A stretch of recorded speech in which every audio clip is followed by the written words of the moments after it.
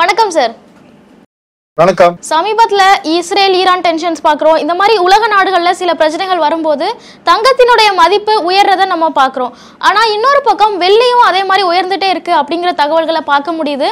So வெள்ளி இப்போ எப்படி பெர்ஃபார்ம் பண்ணிட்டு இருக்கு சார்? வெள்ளியும் நல்லா பெர்ஃபார்ம் பண்ணிட்டு இருக்கு.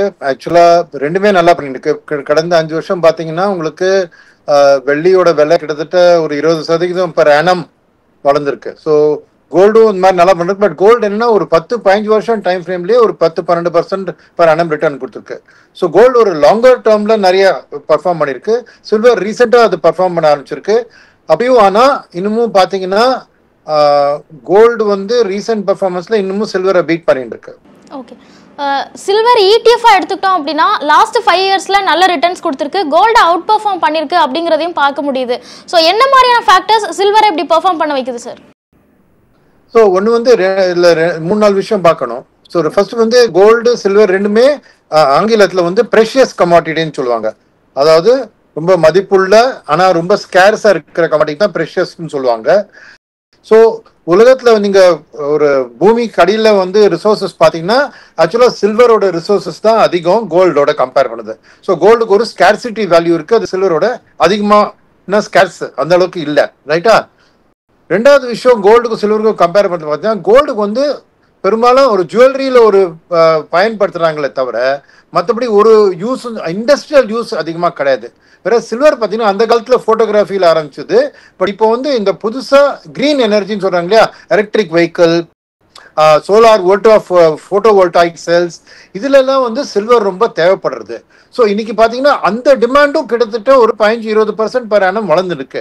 ஸோ சில்வருக்கு 2 டிரைவ் இருக்கு. ஒரு பக்கம் ப்ரெஷியஸ் கமாடிட்டியா ஒரு டிரைவர் இருக்கு, இன்னொரு பக்கம் இண்டஸ்ட்ரியல் யூசேஜ் இருக்கு. இப்போ இண்டஸ்ட்ரியல் யூசேஜும் இந்த கிரீன் எனர்ஜிக்கு போறதுனால இப்போ நல்லா வளர்றதுனால தான் சில்வர் இந்த 5 வருஷம் பீரியட் நீங்க சொன்ன பாத்தீங்களா சில்வர் கொஞ்சம் அவுட் பெர்ஃபார்ம் பண்றதுக்கு. But from a point of view of ETF ரெண்டுமே ETF ஃபார்ம்ல அவைலபிளா இருக்கு, ஈஸியா அவைலபிளா இருக்கு. இன்னொரு பக்கம் நம்ம இந்த மாதிரி ஜியோ பொலிட்டிக்கல் டென்ஷன்ஸ் வரும்போது கோல்டோட இம்பார்ட்டன்ஸ் என்ன அப்படிங்கறத நம்மளால புரிஞ்சுக்க முடியுது. ஸோ இந்த மாதிரி காலகட்டத்தில் சில்வரும் ஒரு நல்ல ஒரு அசட்டா இருக்குமா சார்? சில்வரும் இருக்கும். ஏன்னா ஜென்ரலா வந்து ஒரு ஜியோ பொலிட்டிக்கல்னால இன்ஃப்ளேஷன் ஏறுறதுனால எப்பவுமே பூமிக்குள்ள ஒரு லிமிடெட் சப்ளை ஒன்று பொருள், கோல்டு எடுத்துக்கோங்க சில்வர் எடுத்துங்க, சப்ளை லிமிட்டடா இருக்கு இல்லையா, அதனால இன்ஃப்ளேஷன் ஏறுற பட்சத்துல இந்த பிசிக்கல் அசெட்ஸோட விலையெல்லாம் ஏறலாம். ஸோ கோல்டு மாதிரியே சில்வருக்கும் அந்த இன்ஃப்ளேஷன்லேருந்து ப்ரொடெக்ட் பண்ணுறக்கூடிய சக்தி இருக்கு ஒன்று. ஆனால் இந்த ரீசன்ட் அவுட் பெர்ஃபார்மன்ஸ்க்கு காரணம் அப்படின்னு கொஞ்சம் இறங்கி பார்த்தீங்கன்னா ஒன்று நான் சொன்ன மாதிரி இண்டஸ்ட்ரியல் டிமாண்ட் சில்வருக்கு ஏறின்னு இருக்கிறது, அது ஒரு காரணம். ரெண்டாவது காரணம் என்னன்னா இப்போ சில்வரை வந்து நிறைய பேர் இந்த சில்வர் கோல்டு ரேஷியோ அப்படின்னு ஒரு ரேஷியோ இருக்கு. ரைட்டா? அது என்னன்னா இப்போ இன்னைக்கு பார்த்தீங்கன்னா ஒரு 10 கிராம் கோல்டுக்கோட விலை வந்து 1 லட்சம் ரூபா. ஆனால் அதே 1 லட்சம் ரூபாய்க்கு நீங்க 900 கிராம் கோல்டு சில்வர் வாங்கலாம். ஸோ ரேஷியோ வந்து பார்த்தீங்கன்னா 90:1 வருது. கரெக்டா? ஸோ இந்த 90:1 ரேஷியோனா 2 பக்கம் இம்பார்ட்டன்ட். ஒன்று வந்து சின்ன சின்ன சில்லறை வாடிக்கையாளர் கஸ்டமர்ஸ் இருக்காங்களே அவங்களுக்கு வந்து நான் கொஞ்சம் காசு கொடுத்தாலும் எனக்கு கொஞ்சம் சில்வரை நான் கைப்படுத்திக்கலாம், பட் கோல்டுனா கொஞ்சம் சில்லறை தான் கிடைக்கும். ஸோ இந்த லோ டிக்கெட் வாங்குறவங்களாம் கொஞ்சம் சில்வரை ப்ரிஃபர் பண்ண. ஜுவல்லரிலையும் பார்த்தீங்கன்னா இப்போ நிறைய பேர் ஒரு சில்வர் பேஸ்ட் ஜுவல்லரி அந்த மாதிரி கொஞ்சம் ஷிஃப்ட் பண்ணுறாங்க. ஏன்னா விலை கோல்டு இவ்வளோ ஏறினதால ஸோ ரீட்டைல் டிமாண்ட் ஓரளவுக்கு கோல்டுக்கு கொஞ்சம் சில்வர் பக்கம் போகிற மாதிரி இருக்கும். ஆனால் ரெண்டாவது இந்த டெக்னிக்கலாக மார்க்கெட்டில் வாங்குறவங்க இருக்காங்க இல்லையா, அவங்கள பொறுத்த மட்டும் பார்த்தீங்கன்னா இந்த கோல்டு சில்வர் ரேஷியோ வந்து எப்போவுமே ஹிஸ்டாரிக்கல் ஆவரேஜோட கம்பேர் பண்ணுவாங்க. அப்போ ஹிஸ்டாரிக்கலாக ஒரு 30-40 வருஷம் ஆவரேஜ் எடுத்து பார்த்தீங்கன்னா 60:1, அதாவது கோல்டோட விலை 60 மடங்கு சில்வரோட விலையோ அதிகம். ஆனா இன்னைக்கு பாத்தீங்கன்னா அந்த ரேஷியோ 90:1. ஸோ இந்த மாதிரி ரேஷியோ வந்து 90:1 இருந்தா சில பேர் எதிர்பார்க்கணும், ஓ இது ஹிஸ்டாரிக்கல் ஆவரேஜ் 60 தானே, ஸோ இந்த 90லேருந்து 60 வரணும்னா கோல்டு விலை இறங்கணும், இல்லை சில்வர் விலை ஏறணும். இப்போ கோல்டு விலை இறங்குற மாதிரி நிலைமையில இல்லை, அதனால சில்வர் விலை ஏறும் அப்படின்னு சில பேர் பெட் பண்றாங்க. ஆனா அந்த மூவ்மெண்ட் எப்போ ஆரம்பிக்குன்னா இந்த ரேஷியோ கம்மியாக ஆரம்பிக்கணும். டெக்னிக்கல்ல அதான், அதாவது அந்த ஆரம்பிச்ச பிறகுதான் அது ஆரம்பிப்பாங்க. ஸோ ஃபண்டமெண்டலா ஏதாவது மாறணும். அப்போ இந்த 90 வந்து 85 90:1 பதிலாக 85:1 இது வந்து 60க்கு நோக்கி வர ஆரம்பிச்சுது அப்படின்னு சொன்னா நிறைய பேர் போய் சில்வர் வாங்க ஆரம்பிப்பாங்க. அப்போ அது கட கட கடன்னு சில்வர் விலை ஏறும். ஸோ அந்த ஒரு மூமெண்ட் இப்போ 90:1 கொஞ்சம் ட்ராக் பண்ணணும். என்னது 90 85 பக்கம் போற மாதிரி இருந்தா அப்போ கொஞ்ச நாளைக்கு அந்த ரேஷியோ சரியாகிற வரைக்கும் சில்வர் டிமாண்ட் கோல்டோட ஃபாஸ்டரா பிரைஸ் ஏறலாம் அப்படின்னு. ஆனா ஹிஸ்டரி என்ன சொல்றதுன்னா இந்த மாதிரி ஒரு நார்மல் லெவலுக்கு திரும்ப வரதுக்கு ஒரு மாசம் ஆகலாம், பல மாசங்கள் ஆகலாம், பல வருஷங்கள் கூட ஆகலாம். ஸோ இது ஒரு ஸ்லோ மூவா இருக்கலாம். பட் இந்த ரேஷியோ இவ்வளோ ஹை லெவல்ல இருந்ததுனால இது இன்னும் 90-100 போறதுக்கு அந்த அளவுக்கு வாய்ப்பு இருக்காதுன்னு நிறைய பேரோட அபிப்பிராயம். ஸோ அதனால இப்போலேருந்து கொஞ்சம் அந்த ரேஷியோ குறைய ஆரம்பிக்கலாம் அப்படிங்கிற நம்பிக்கையில ஷார்ட் டேர்ம்ல நிறைய பேர் சில்வர் தான் பெட்டரா பர்ஃபார்ம் பண்ணணும்னு நினைக்கிறாங்க. ஆனா இதுக்கு கவுண்டர் என்னன்னு நான் சொல்றேன். கவுண்டர் என்னன்னா, ஒன்று சில்வருக்கு வாங்குறவங்க எதர் இண்டஸ்ட்ரியல் யூஸ்க்காக ஆக்சுவல் சில்வரை வாங்கி பயன்படுத்துறாங்க, இல்லைன்னா இன்வெஸ்டர்ஸ் சில்வர் பாரா வாங்குறாங்க, இல்ல சில்வரை ETF வழியா வாங்குறாங்க, டிஜிட்டல் சில்வர்னு சொல்லுவாங்க, அது வழியா வாங்குறாங்க. இவங்க எல்லாம் ஸ்பெகுலேட்டர்ஸ் அண்ட் ட்ரேடர்ஸ். ஸோ இந்த மாதிரி கோல்ட்லயும் இருக்காங்க, சில்வர்லயும் இருக்காங்க. பட் சில்வர்ல இந்த இண்டஸ்ட்ரியல் டிமாண்ட் தவிர இந்த ஸ்பெகுலேட்டர்ஸ் இருக்காங்க இல்லையா, கோல்டுல என்னன்னா ஒரு மூணாவது பார்ட்டி வராங்க. இல்ல யார் அது? அது சென்ட்ரல் பேங்க், நம்ம ரிசர்வ் பேங்க் மாதிரி, ஃபெடரல் ரிசர்வ் மாதிரி, சைனாவோட சோவரின் வெல்த் ஃபண்ட் இருக்கட்டும். சென்ட்ரல் பேங்க் எல்லாம் என்ன பண்றாங்கன்னா நம்ம டாலர்ல எக்ஸ்போஷரை குறைக்கணும் அப்படிங்கிற நோக்கத்துல கோல்டுல சேஃப் அசெட்ங்கிறதுக்காக கோல்டுக்கு மாத்துறாங்க. அந்த டிமாண்ட் அந்த அளவுக்கு சில்வருக்கு கிடையாது. ஏன்னா சென்ட்ரல் பேங்க்ஸ் எல்லாம் அந்த அளவுக்கு சில்வர்ல இன்வெஸ்ட் பண்றது இல்லை. அவங்களுக்கு கோல்டு தான் அவங்க preferred alternative to dollar.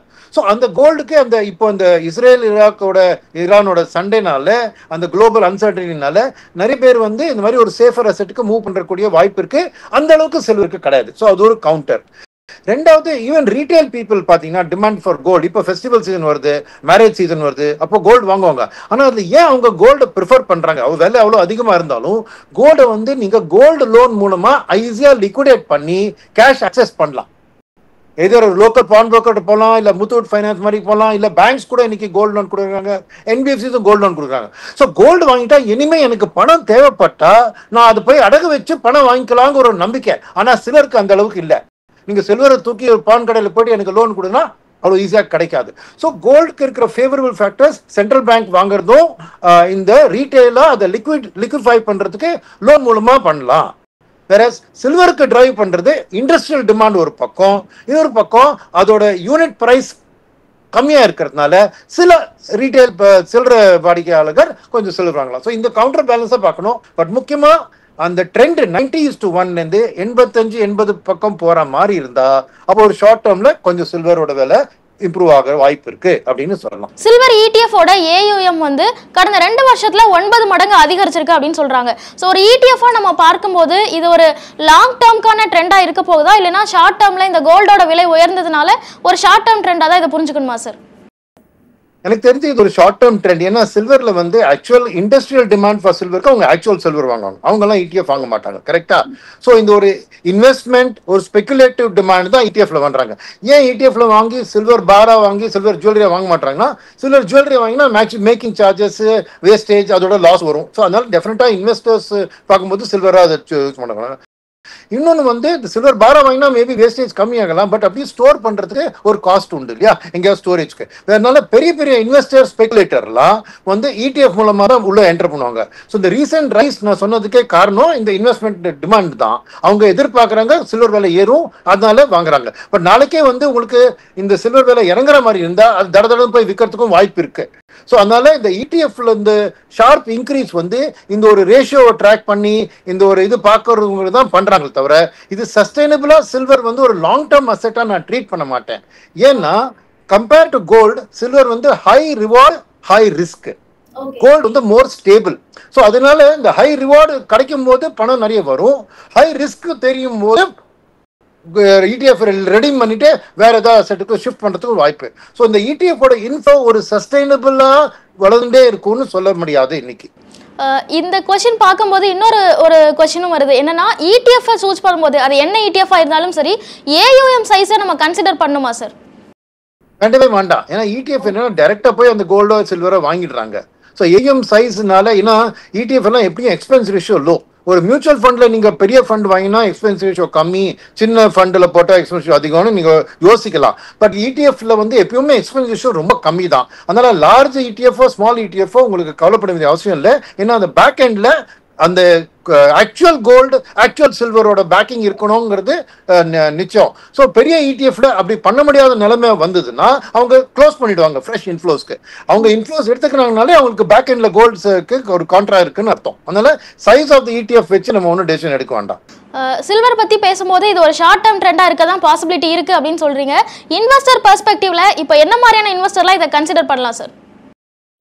So என்னன்னா ஒன்று வந்து ஃபர்ஸ்ட் ஆஃப் ஆல் பாருங்க, உங்களுக்கு டைவர்சிஃபிகேஷன் அப்படிங்கிற வார்த்தையில் என்னன்னா ஈக்விட்டிஸ் ஒரு பக்கம் உங்களுக்கு ஹை ரிஸ்க் ஹை ரிவார்ட் ஒரு இன்ஃப்ளேஷன் ப்ரொடெக்ஷனும் கொடுக்கறது.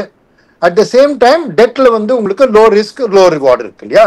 பட் டைவர்சிஃபிகேஷன்ல பார்த்தீங்கன்னா என்னன்னா இப்போ எந்த செக்டர் நல்லா பண்ணும் ஈக்விட்டியில இது நல்லா பண்ணும் அது நல்லா பண்ணும் ஒரு மிக்ஸ் இருக்கிறதுனால ஒரு மிக்ஸ் ஆஃப் செக்டர்ஸ் எடுத்துக்கிறோம். அதே மாதிரி தான் ப்ரெஷியஸ் கமாடிட்டிஸ்க்கும் ஒரு போர்ட்ஃபோலியோ ஒரு வேலை இருக்கு. என்ன உலக போர், இன்ஃப்ளேஷன் பயங்கரமா ஏறுறது, கோவிட் வந்தது, இந்த மாதிரி நிலைமையெல்லாம் இந்த மாதிரி ரியல் அசெட்ஸ் இருக்கு இல்லையா, இப்போ metals precious metals gold silver இதுக்கெல்லாம் ஒரு டிமாண்ட் வரும். ஸோ அவங்க வந்து உங்க போர்ட்ஃபோலியோல ஒரு 10-15% வச்சுக்கிறது எப்பவுமே டைவர்சிஃபிகேஷன் படி நல்லது. அந்த 10-15% நான் சொல்றது கோல்டு பிளஸ் சில்வர் கம்பைன் பண்ணி வச்சுங்களேன். ஸோ அந்த கோல்டு சில்வர்ல ரேஷியோ வந்து இந்த நான் சொன்னேன் கோல்டு சில்வர் ரேஷியோ 90:1 இருக்கு, லாங் டேர்ம் 60:1. ஸோ இந்த நேரத்தில் இப்போ ஒரு சில்வரோட ரேஷியோ அந்த 10-15% வச்சுங்களேன், 15% எடுத்தீங்கன்னா நீங்க வந்து ஒரு 8% சில்வர்ல வச்சு 7% கோல்டு வச்சுக்கலாம். நாளைக்கு இந்த ரேஷியோ 60 நோக்கி வந்ததுன்னா அப்போ நீங்க ரிவர்ஸ் பண்ணலாம். அப்போ சில்வர் 5% குறைச்சு கோல்டு 10க்கு ஏற்றலாம். ஸோ ரெண்டுத்துக்குமே வேல்யூ இருக்கு. அண்ட் இன்னும் கோல்டுக்கும் சில்வருக்குள்ள என்ன கான்ட்ரானா சில்வரோட விலை, ஏன்னா அது இண்டஸ்ட்ரியல் டிமாண்டை சம்மந்தப்படுறதுனால அது இண்டஸ்ட்ரியல் டிமாண்ட் எப்பவுமே சிக்லிக்கலா இருக்கும். அதனால புலிஷ் மார்க்கெட்ல சில்வர் ஏறுறது பயங்கரமா ஏறும், பேரிஷ் மார்க்கெட்ல சில்வர் பயங்கரமா இறங்கும். ஆனா கோல்டு வந்து அதோட ஸ்டேபிளா இருக்கும். ஸோ கோல்டுக்கும் சில்வருக்குமே ஒரு காண்டா இருக்கிறதுனால ரெண்டுமே சேர்த்து ஒரு 15% உங்க போர்ட்ஃபோலியோல வச்சிருந்தீங்கன்னா அதோட இன்டர்னல் ரேஷியோவை கொஞ்சம் மேலே கீழே இறக்கிங்கன்னா உங்களுக்கு ஓவரால் உங்க ஈக்விட்டி டெட் போர்ட்ஃபோலியோக்கு இது ஒரு 3வது அசெட் கிளாஸ் ப்ரெஷியஸ் மெட்டல்ஸா ஒரு டைவர்சிஃபிகேஷன்ல இது ரொம்ப நல்ல டூல். அதனால இதை வச்சுக்கிறது அவசியம். ஆனா மியூச்சுவல் ஃபண்ட்ல பாத்தீங்கன்னா இப்ப மல்டி அசெட் ஃபண்ட்னு ஒரு அசெட் கிளாஸ் வந்திருக்கு. அதுல வந்து சில ஃபண்ட் மேனேஜர் அந்த ஆஃபர் டாக்குமெண்ட் எடுத்து நீங்க பார்க்கணும். சில ஃபண்ட் மேனேஜர் கோல்டு தேர்ந்தெடுத்துக்கிறாங்க, சில பேர் வந்து கமாடிட்டிஸ்னு ப்ராடா வச்சிருக்காங்க, சில பேர் கோல்டு சில்வர் ரெண்டும் எடுத்துக்கிறேன்றாங்க. ஸோ மல்டி அசெட் ஃபண்ட்ல கோல்டு சில்வர் ரெண்டும் எடுத்துக்கிறாப்ல, ஏன்னா அவங்கள்ட்ட எக்ஸ்பர்டீஸ் இருக்கு. இந்த நேரத்தில் கோல்டு சில்வர் ரெண்டும் சேர்த்து மேக்ஸிமம் 20% தான் வச்சுக்கலாம். அவங்க அதுல எவ்வளவு கோல்டு போடணும் சில்வர் போடணும் அவங்க தேர்ந்தெடுக்கலாம். ஸோ சில இன்வெஸ்டர்ஸ் இதெல்லாம் நான் ட்ராக் பண்ண முடியாது அப்படின்னு பண்ணும்போது கரெக்டான மல்டி அசெட் ஃபண்டை தேர்ந்தெடுத்தா கொஞ்சம் கோல்டு கொஞ்சம் சில்வர் இருக்கிற மாதிரி ஃபண்டை தேர்ந்தெடுத்தா உங்களுக்கு இந்த பேலன்ஸ் அச்சீவ் ஆகிடும். இல்லை நீங்களே ஒரு கோல்டு பேஸ்ட் மல்டி அசெட் ஃபண்டும் இன்னொன்று சில்வர் போடுறது நீங்கள் மிக்ஸ் பண்ணிக்கலாம். பட் எனக்கு தெரிஞ்சு அதில் ஒரு ஈக்விட்டி டாக்ஸேஷன் பெனிஃபிட்டும் இருக்கு மல்டி அசெட் ஃபண்ட்ஸுக்கு. ஸோ ஒரு லெவலில் பார்த்தீங்கன்னா டைரெக்டாக கோல்டு இடிஎஃப் சில்வர் இடிஎஃப் வாங்குறதுக்கு பதிலாக நீங்க வந்து மல்டி அசெட் ஃபண்ட் மூலமா ஒரு டாக்ஸ் எஃபிஷியன்ட் வேல கோல்டு சில்வர் ரெண்டுலயும் உங்க போர்ட்ஃபோலியோல சேர்த்துக்கலாம் ஆஸ் அ டைவர்சிஃபிகேஷன். பட் இது ரொம்ப முக்கியமான ஒரு டைவர்சிஃபிகேஷன். ஏன்னா உலக சூழ்நிலை ஒரு அன்சர்டனா இருக்கிறதுனால இன்னைக்கு ப்ரெஷியஸ் கமாடிட்டிஸ் வந்து ஒரு நல்ல asset class as a diversification நான் சொல்றேன். சில்வருக்கு இண்டஸ்ட்ரியல் பர்பஸும் இருக்கு அப்படின்னு நம்ம பேசுறோம். ஸோ சில்வரோட பிரைஸ் இந்த டிமாண்ட் ஜாஸ்தி ஆகுறதுனால அது சார்ந்து இருக்கிற சோலாரோ இல்ல மற்ற எலக்ட்ரானிக்ஸ் மாதிரியான செக்டர்ல இது தாக்கத்தை ஏற்படுத்துமா சார்? ஏற்படுத்தும். பட் எதுவுமே அது டிமாண்ட் சப்ளை. இப்போ வேர்ல்டு ஒரு ஸ்லோ டவுன்ல போறதுன்னு வச்சுங்க டாரிஃப்னால, அப்போ அந்த டிமாண்ட் குறையும் இல்லையா. ஸோ அந்த டிமாண்ட் வந்து எப்பவுமே ஏறின்னு இருக்குன்னு சொல்ல முடியாது. அவுட்லுக் நல்லா இருக்கு, டிமாண்டுக்கு ஒரு 10-15% அடுத்த 5 வருஷத்துக்கு ஏறும்னு ஒரு எதிர்பார்ப்பு இருக்கு. பட் அதுக்காக ஒரு வருஷம் 10-15% ஏறும்னு சொல்ல முடியாது இல்லையா. ஏன்னா இப்போ வேர்ல்டு ஸ்லோ டவுன்ல போனா ஆட்டோமேட்டிக்கா எல்லா கைண்ட் ஆஃப் பொருளுக்கும் உங்களுக்கு டிமாண்ட் குறையும், இன்க்ளூடிங் உங்க போட்டோவோல்டாயிக் செல்ஸ், சோலார், கிரீனு எல்லாத்துக்குமே டிமாண்ட் குறையலாம் இல்லையா உலகம் எங்கும். ஸோ அதனால இந்த இண்டஸ்ட்ரியல் டிமாண்ட் எப்பவுமே கொஞ்சம் ஏற்றி இருக்கிறதுனால அது ஒரு சப்போர்ட் கொடுக்கறது சில்வருக்கு. பட் அது இறங்குற நேரத்தில் அந்த சப்போர்ட் விட்டு கொடுத்துரும். ஸோ அந்த இண்டஸ்ட்ரியல் டிமாண்டை நீங்க வந்து கவுண்டர் பண்றதுக்கு தான் கோல்டு வந்து எது டிமாண்டும் கிடையாது, வெறும் ஒரு இன்வெஸ்ட்மெண்ட் டிமாண்ட். அண்ட் முக்கியமாக ஞாபகம் வச்சுக்கிறது என்னன்னா டாலர் ஒரு வீக்கனிங் ட்ரெண்ட்ல போறதுனால நிறைய சென்ட்ரல் பேங்க் கோல்டு தன்னோட கொஞ்சம் கொஞ்சமாக கோல்டை ஏற்றின்னு இருக்காங்க ரைட்டா. அதனால தான் இந்த வருஷம் கூட பார்த்தீங்கன்னா ஜனவரி டு ஜூன் 30% ஏறி இருக்கு கோல்டோட விலை. சில்வர் நம்ம இடிஎஃப்ஆ டிஜிட்டல் ஃபார்மேட்ல பேசிட்டு இருக்கோம். இன்னொரு பக்கம் கோல்டுக்கு இருக்கிற ஒரு ஸ்பெஷாலிட்டி என்னன்னா வீடுகள்லையும் நிறைய வாங்கி அக்யூமுலேட் பண்ணுவாங்க. ஸோ சில்வருக்கு அந்த மாதிரி பிசிக்கல் ஃபார்மா இந்தியன் ஃபேமிலிஸ் வாங்கி சேர்க்கிற கட்டாயம் இருக்கா? அது அதிகரிக்கிறதுக்கு வாய்ப்புகள் இருக்கா சார்? ஸோ அதிகரிக்கிறதுக்கு வாய்ப்பு இருக்குன்னு நான் சொல்லுவேன். ஏன்னா கோல்டு விலை இந்த மாதிரி ஏறுறதுனால நிறைய பேர் இப்போ என்னன்னா இந்த சில்வர் வாங்கி கோல்டு கோட் பண்ணி கோல்டு ஜுவல்லரி மாதிரி ஃபேக்குன்னு சொல்லக்கூடாது.